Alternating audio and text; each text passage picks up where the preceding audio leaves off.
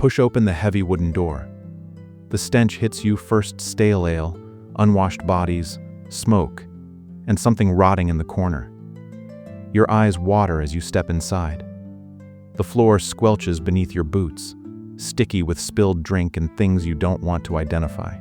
Voices roar over each other, someone singing off-key. Two men argue in the corner, hands on knife hilts.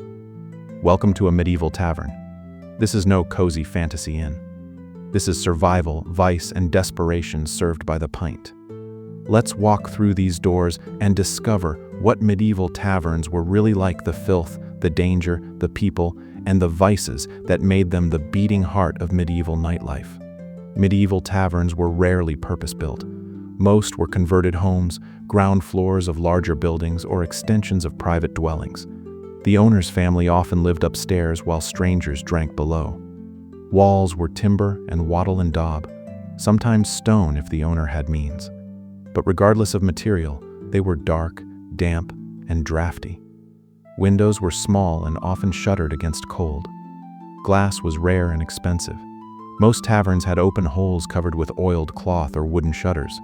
This meant little natural light penetrated inside. Candles and rushlights provided dim illumination, their smoke adding to the haze already thick from the central hearth. The hearth was essential, the only source of heat and where food was cooked. But chimneys were crude or non-existent in poorer establishments. Smoke simply rose toward the ceiling, seeking cracks and holes to escape. It never fully cleared.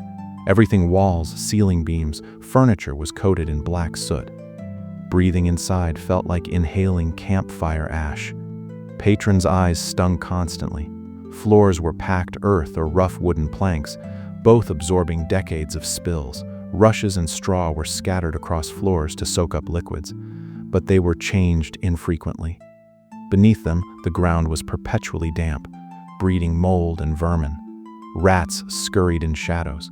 Lice infested the straw. Fleas jumped from customer to customer. The tavern itself was alive, crawling with parasites that feasted on everyone inside. Ale was the lifeblood of any tavern. Water was unsafe, wine expensive. Ale was cheap, filling, and mildly alcoholic enough to make life bearable without rendering workers useless. But medieval ale was nothing like modern beer. It was thick, cloudy, and inconsistent. Each batch varied wildly in quality, strength, and taste. Brewing was done by the tavern keeper or local alewives women who brewed in their homes and sold from their doorways or brought barrels to taverns. Quality control was non-existent. Some ale was decent nutty, slightly sweet, refreshing. Much of it was terrible sour, flat, contaminated. The lack of hops as preservative meant ale spoiled quickly. What tasted fine on Monday was vinegar by Thursday. Tavern keepers stretched ale with water to increase profits. This watering down was so common that authorities passed laws against it. Though enforcement was spotty, customers complained constantly but had few alternatives. Inspectors called ale tasters, checked quality and measures, but bribes were easy and punishments mild. Worse than watering was adulteration. Unscrupulous brewers added substances to mimic ale's body or mask spoilage: ground ivy, wormwood, even toxic substances. Occasionally, customers died from poisoned batches. Most just suffered stomach pains and headaches, never knowing if it was bad ale or simply too much of it. Serving vessels were communal. Wooden tankards or leather jacks passed from hand to hand, rarely washed. Lips that had just touched diseased gums touched the same rim as yours. Diseases spread through shared cups as easily as through shared beds. But no one thought twice about it. This was normal. Taverns offered food, but calling it cuisine was generous. Most served simple fare bread, cheese, pottage, occasionally meat pies or roasted joints. The quality depended entirely on the establishment's reputation and clientele. Upscale taverns in cities served decent meals. Rural alehouses offered scraps barely fit for dogs. Bread was often stale, sold cheap by bakers at day's end. Cheese was hard and sometimes moldy. The mold was simply scraped off and the rest served. Pottage was eternal, a cauldron hanging over the hearth into which vegetables, grains, and occasional meat scraps were thrown. It was never emptied, just continually replenished. What you ate today might contain remnants from last week. Meat was the most suspicious. Where did it come from? Was it fresh or old? What animal was it really?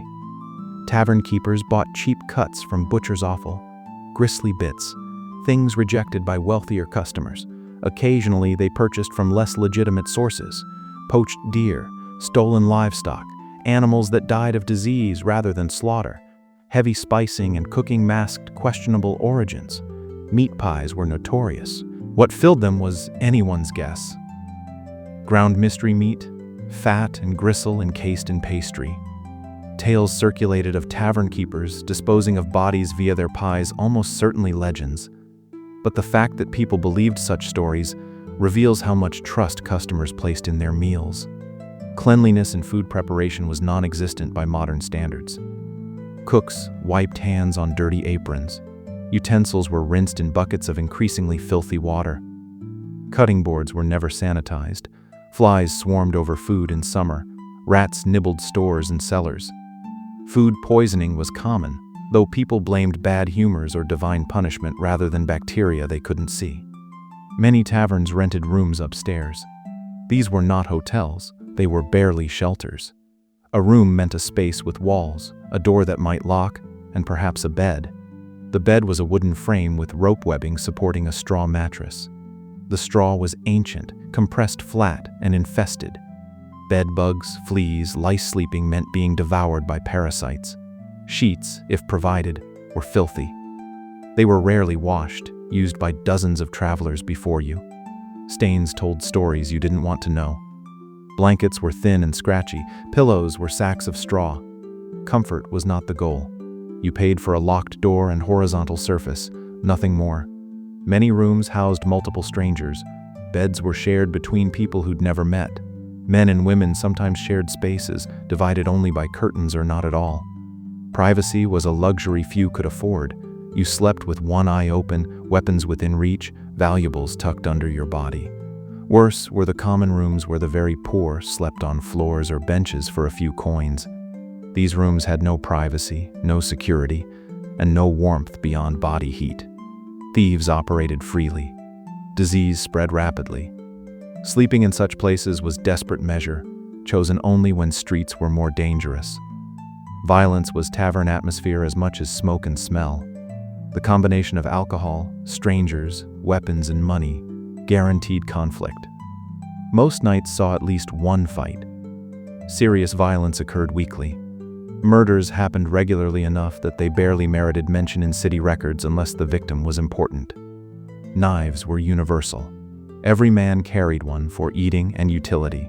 When tempers flared, knives came out. Stabbings were quick and often fatal.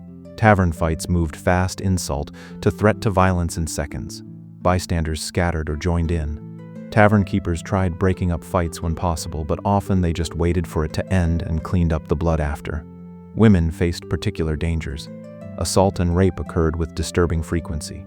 The combination of alcohol, male aggression, and societal devaluation of women, especially lower-class women and prostitutes, created environments where violence against women was common and rarely punished. A woman alone in a tavern was assumed to be available and fair game. Female tavern workers developed thick skins and sharp tongues, but words only protected so much. Soldiers were especially dangerous, men trained to kill, temporarily released from military discipline with pay burning holes in their pockets. They drank hard, fought harder, and terrorized communities. When armies disbanded or moved through regions, local taverns became war zones. Smart keepers closed their doors. Desperate ones took soldiers' money and dealt with consequences. Running a tavern was economically precarious. Profit margins were thin. Ale was cheap, rent was high, bribes were necessary, and theft was constant. Tavern keepers needed volume, lots of customers drinking lots of ale every day. This incentivized keeping customers drinking longer, serving more, cutting corners on quality. Many taverns survived through side businesses. Prostitution brought in money. Gambling took cuts from games. Fencing stolen goods moved through tavern back rooms. Tavern keepers who played by all the rules often failed. Those who bent or broke them survived. Medieval economy ran on gray markets and blind eyes. For customers, taverns were necessary expenses. Workers needed somewhere to socialize and decompress. Travelers needed somewhere to sleep. Merchants needed places to conduct business. Despite filth and danger, taverns filled genuine needs. They were infrastructure ugly, compromised, essential infrastructure. Medieval taverns weren't charming gathering places full of hearty laughter and friendly folk. They were filthy, dangerous, disease-ridden establishments where humanity's worst tendencies flourished in darkness and drink. People went because they had to, because alternatives were worse, because loneliness and exhaustion demanded relief even in squalor. Medieval taverns were mirrors reflecting their society, brutal, unfair, diseased, yet stubbornly alive.